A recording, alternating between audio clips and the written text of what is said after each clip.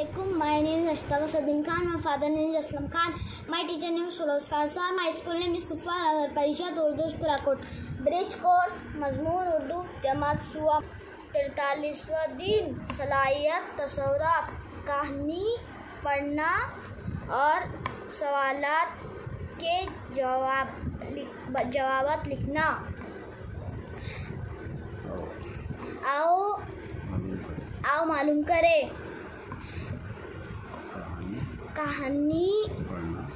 कहानी पढ़ना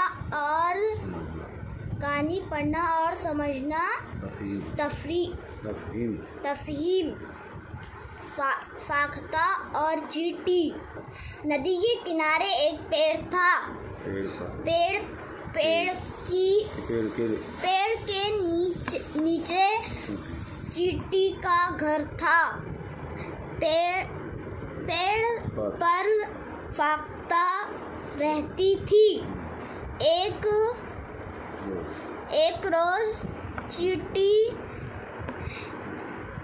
नदी में गिर गई। फाख्ता ने उसे बहते हुए देखा। फाख्ता ने पेड़ से पत्ता तोड़ा और पानी में डाल दिया। चूटी पत्ते पर चढ़ गई। पत्ता बहता हुआ किनारे तक पहुंच गया। चूटी की जान बच गई। कुछ दिन बाद एक शिकारी वहां आया। उसने फाख्ता को देखा।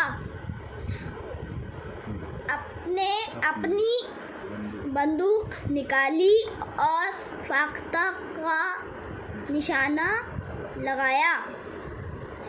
चूटी ने देखा।